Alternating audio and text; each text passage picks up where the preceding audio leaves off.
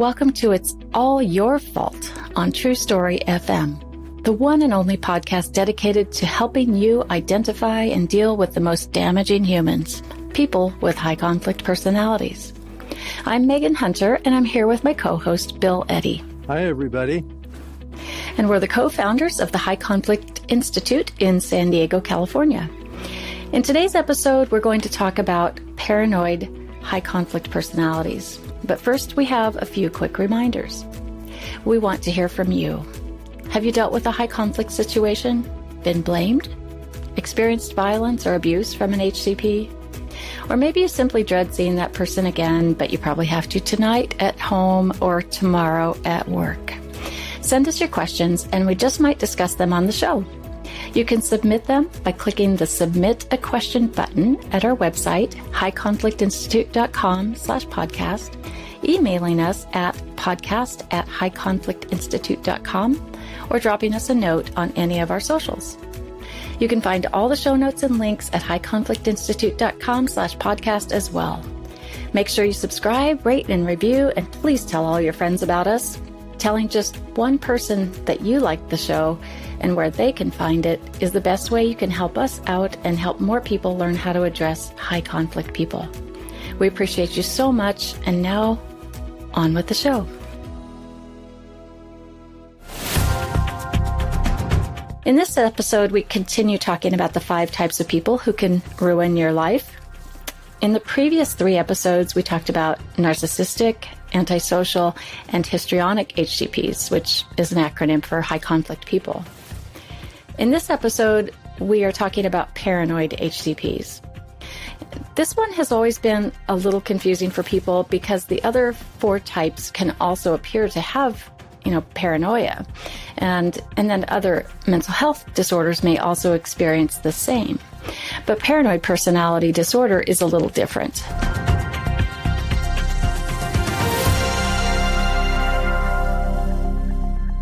Personally, it took a few years for me to really understand paranoid personality disorder, and it remains to be the one that's sort of the most mysterious for me.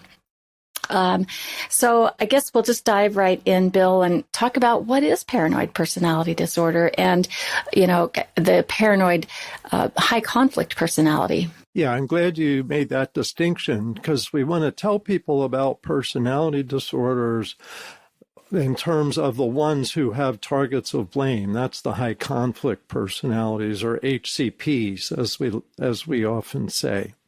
And by the way, we say this to understand them, not to say this to a person. Don't tell anybody you think they're an HCP or have a personality disorder, because these personalities are very defensive and that no one likes to be labeled. But you also should understand what you're dealing with. That's why we're doing this whole podcast.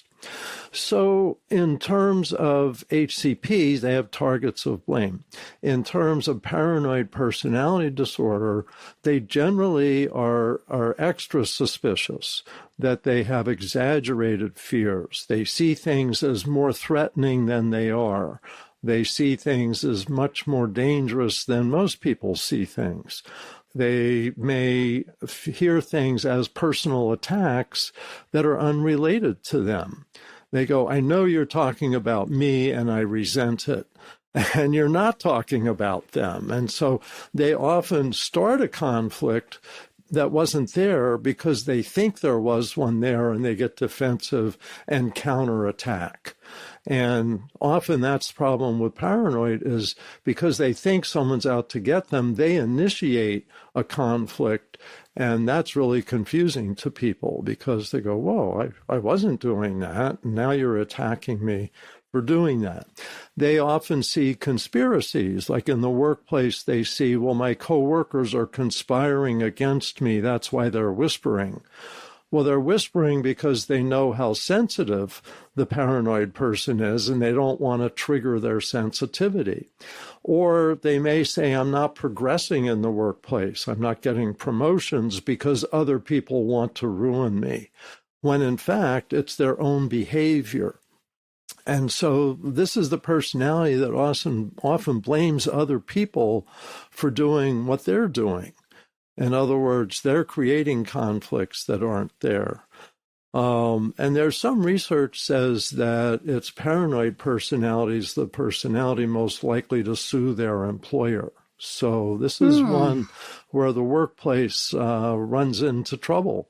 And they don't always understand that maybe what's going on here isn't what the person's saying, and that they're exaggerating it because of their personal perceptions.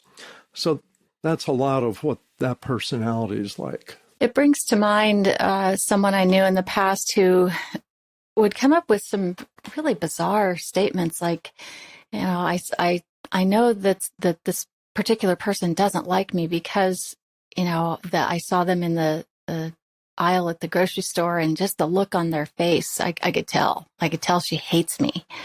And you're thinking, what? So would that be an example?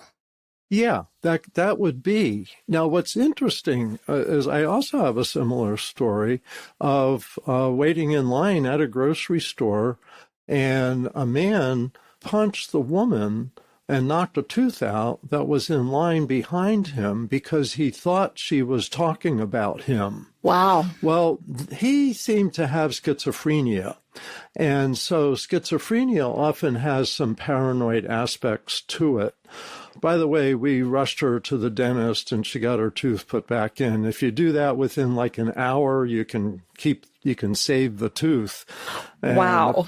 Someone else called the police and had them deal with the guy. So there's a distinction between that kind of extreme paranoia that someone with schizophrenia might have versus someone with a paranoid personality trait who's in touch with reality. And all the personality disorders are in touch with reality, but they put a spin on reality, an exaggeration or all or nothing, jump to conclusions. And paranoid jumps to the conclusion that people are trying to harm them who aren't. Well, then how do you differentiate between, let's say, schizophrenia, schizotypal, with paranoid, other mental disorders, and the paranoid personality? The thing is with the personality disorders, it's a spin.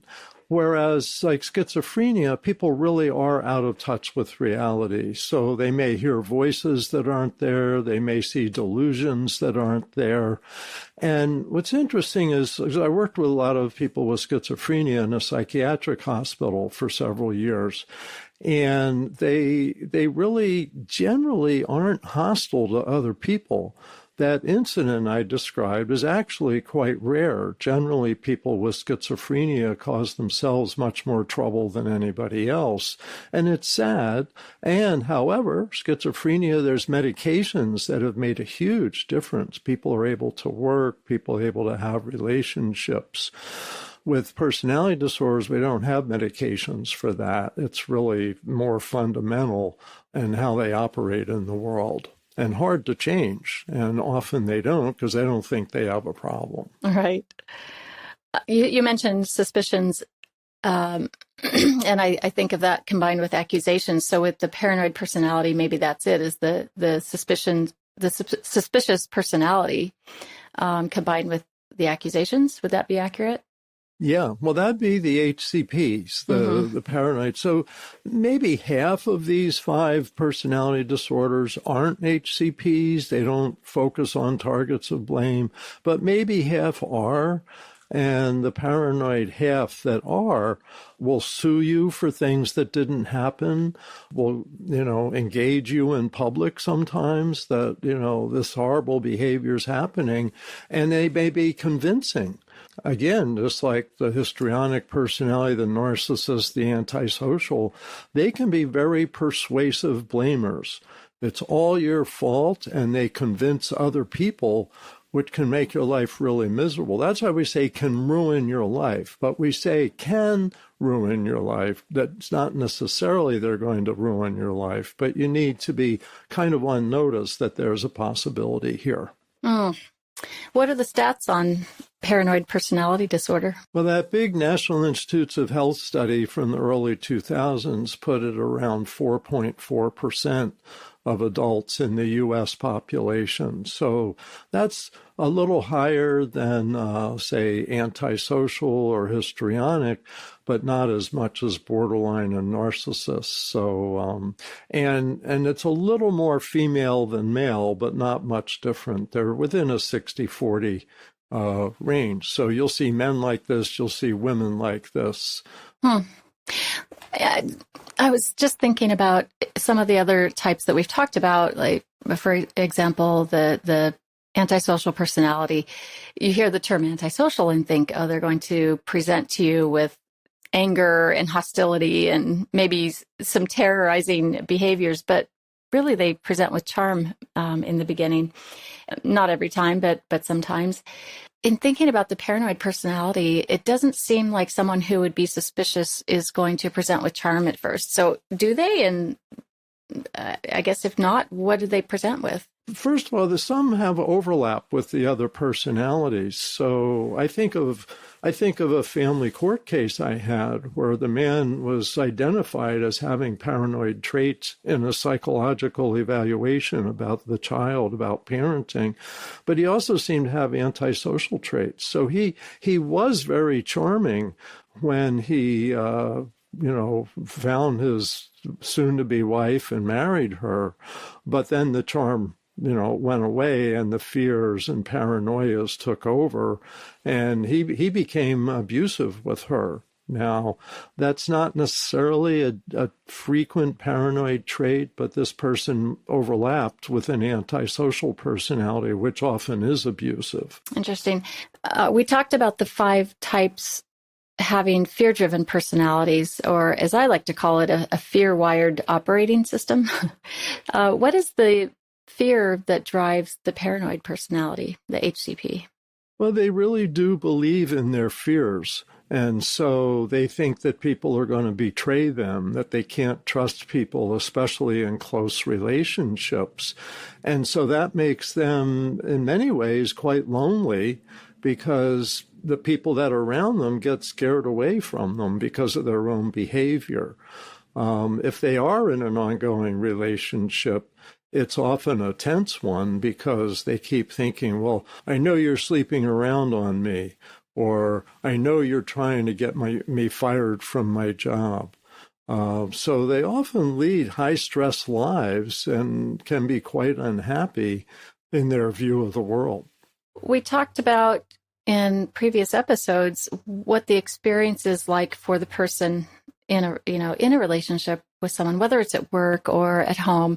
So what's it like with this when you're in a relationship with someone with a paranoid personality? What is that experience like? Is it as exhausting as the histrionic, or maybe terrorizing as the antisocial? It can be.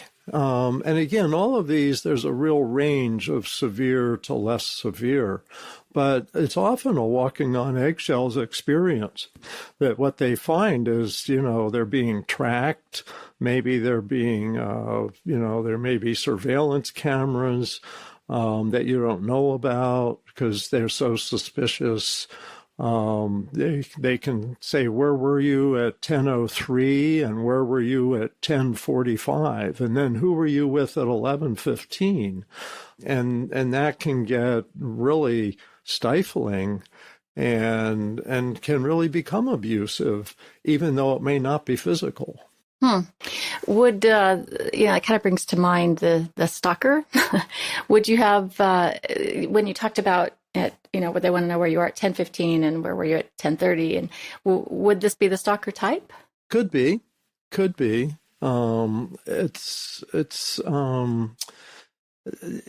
Yes. Let me just say it could be. It's not I think more of antisocial and borderline personalities more likely to be stalkers than paranoid, but paranoid could be. Are they social? They try to be, but they're too suspicious. And what's interesting for therapists, I know therapists have had people with this diagnosis in individual therapy, and they want them to be in group to develop more group skills, but they're too paranoid in the group. So usually they make everybody nervous because they're so suspicious and quiet, because they don't want to say anything that someone will take advantage of, is what their fear is. It's sad, and all of these personalities are sad. I have a lot of empathy for them, but until they learn to change and really work on themselves, the people around them need to be aware of what some of these difficulties are. Yeah, and that's why we do what we do, is really helping people understand that, what drives people that have these high conflict personalities. We never, ever are demeaning toward them. We're talking about a group of people who don't know that they have a kind of a different wiring from others. It's just very normal to them. And so the actions they take and their behaviors seem very natural to them. And I based on the feedback we've had for many years, is that people don't believe that a person with a high conflict personality doesn't know what they're doing. So what do you think about that? I think it's part of who they are. And they aren't really thinking, oh, I'm doing something bad or harmful right now. They're thinking, if they're thinking at all about it, they're thinking, this is what I have to do to protect myself. And especially paranoid personalities, always fearing they're being taken advantage of or going to be harmed. And so it really is. There's these underlying fears that drive these behaviors. Like with antisocial, which we talked about before, antisocial lie constantly. And people say, I know he knows he's lying. Well, yes and no. Many times they say a lie, they know it's a lie, and next thing you know, they're really starting to believe it. And so I think most of the time, most of these folks don't understand their own behavior and don't see that what they're doing is harmful, and they believe that it's necessary to do these awful things to defend themselves. Yeah, it's like they're in survival mode. They are in survival mode, really. And so it feels for them and seems to them, and they wholeheartedly believe this because it is their operating system, that any bad feeling they have is coming from an external source. It's coming from you. And that's why you get the blame, because they don't connect the dots back to themselves. They just don't have that insight. And that's it exactly. They don't connect the dots. All of these folks don't connect the dots and don't believe that they do, and they're acting badly on purpose. Think of them as sometimes like a child who just doesn't see the connections yet and aren't able to. So once we understand this fear-driven personality and we accept that they aren't behaving this way on purpose, right, with intention, it's just part of who they are, it really behooves the rest of us to understand the rules for their operating system, or as you like to say, Bill, that you need the necessary skills to handle and manage those relationships. So what would that look like in the workplace if you have someone, maybe an employee like this? Well, I think building a strong relationship between the manager and the employee so that they have regular positive contact. You did a good job on that such and such project. Or we've got a new policy coming down, so we're all going to need to do such and such a little differently, so that they're not feeling singled out unless there's something really they've done that they need to be talked to about. But in all cases is to try to be encouraging, even in disciplining, is, I want you to succeed here, but you do have to come to the office on time, things like that. So give a little sugar first and then kind of the directive, so to speak. Yeah. Yeah. So in many ways, it's like ear statements and redirect behavior, empathy and redirect, and talk about policies or the reasons for things so that they don't take it personally, because they automatically take stuff personally if you're not really careful about that. But just say it's something we all have to do. It's the policy, it's the policy, it's the policy. What was that? Yeah. So what don't you want to do with this personality type? Well, certainly don't publicly criticize them. There's a saying for a lot of managers is public praise, private criticism. And I think that's true in every line of work. But especially for paranoid personality, they just can't take it. They'll feel like they have to get revenge for something like that. And they can hold a grudge. I didn't even mention that, but they can hold a grudge for months or years. Oh, the grudge holders. Yes, yes. And so, do it privately if you have to do discipline, and do it with a lot of ear statements and talk a lot about policies. Yeah, the longer I do this, the more I realize you just start everything with an ear statement, and then you can get most of the things done, right? I think you're right. And what's great about all these techniques, ear statements and BIF responses, you can use them with anybody, and they're positive. So it's a safe bet. Yep. So you mentioned revenge. What would that look like? Well, they might hide your project from you the day that it's due. Oh, ouch. In a marriage, they might destroy something important to you after what you did to me, that kind of thinking. But they would do it in a way you might not trace it back to them. So maybe a little more devious than, say, one of the other personality types that's doing it just out of complete rage, out of control emotion? Possibly, yeah. But depending, sometimes they overlap with the more impulsive personalities. And so you might get them yelling at you that you betrayed them and how could you do this and you're a horrible person. But they might be more sneaky about it because they don't want to be discovered. If you could summarize paranoid high conflict personalities in one word, what would that be? Fear. Fear. They're really afraid. They're honestly fearful. If I could have two words, it would be fear of betrayal. Fear of betrayal. That's what I was looking for. Yeah. Fear of betrayal. Interesting. Which is hard to live with in a relationship if you're always like being questioned. Under suspicion. Under suspicion, yeah. Wow. And I can imagine in this world of technology now that, someone with this type of personality might use technology to track other people, or because they are so suspicious. Would that be accurate? Absolutely. And with all these personalities, they often do the thing that they're most afraid you're doing to supposedly protect themselves. And so paranoid's a good example of that. Paranoid will be surveilling their neighbor because they think their neighbor's out to get them. And the neighbor's like, why is this guy, got cameras on me? And it's like, because he's afraid of you, but I'm afraid of him now, and maybe I should be.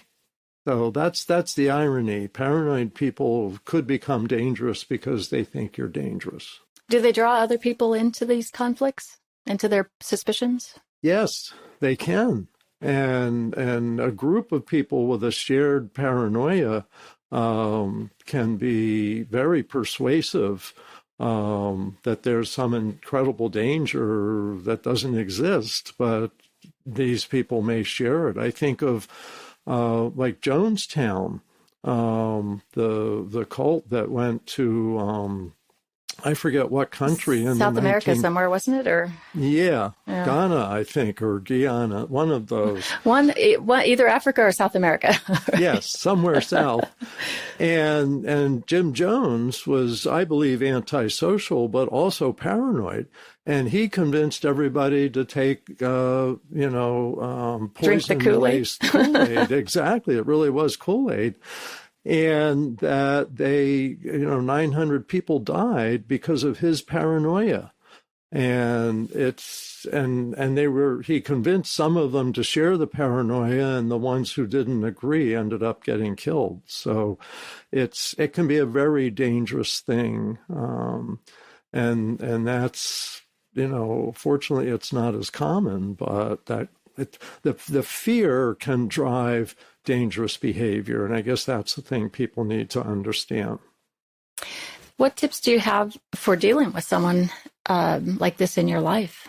Well, as with all of them, I think ear statements, calming people, and looking at choices, what we call the CARS method, connect with them with empathy, attention, and respect, analyze choices. Let's look at what your choices are now so they get to pick something, respond to misinformation, and they have a lot of misinformation. So you may want to just say calmly, actually, this and this is what's happening. So they'll say, well, I think people are out to get me. And you can say, well, that's one theory. But another theory is that such and such happened because of totally unrelated causes, and then setting limits. That's connecting, analyzing, responding, and setting limits. Interesting. Okay. Using policies, by the way, to set limits. That's our policy here. Don't take it personally. I just have a policy that I can't have that behavior in my office or in my bedroom.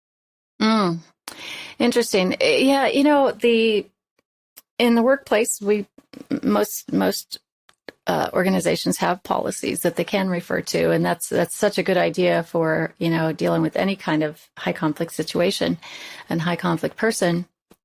In the family, it does look a little bit different. So something I've been recommending to people is have a family mission statement or have a marriage mission statement, and in that mission statement, you can put those policies, so to speak, right, without them being called policies. Like, here's who we are as a family, here's who we are as a couple, here's how we treat each other. And then when you're in the heat of the moment with this person who's blaming you, accusing you, being suspicious of you, you can refer back to your family mission statement as the external policy. I think that can be a very effective thing to do. And I think some marriage counselors sometimes encourage those kinds of things. It just normalizes things and also says what's inside and outside the standards of our relationship. Good.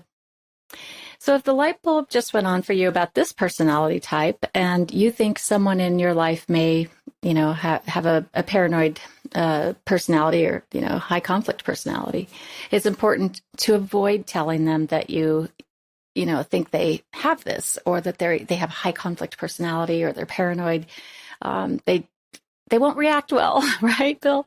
So people don't want to think that they're flawed. They don't see themselves as flawed because this is very natural. This is their operating system. This is their default.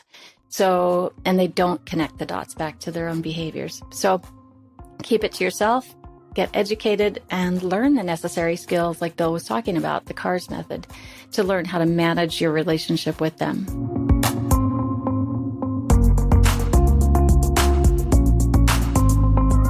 In the next episode, we'll talk about the fifth and final of the 5 personality types.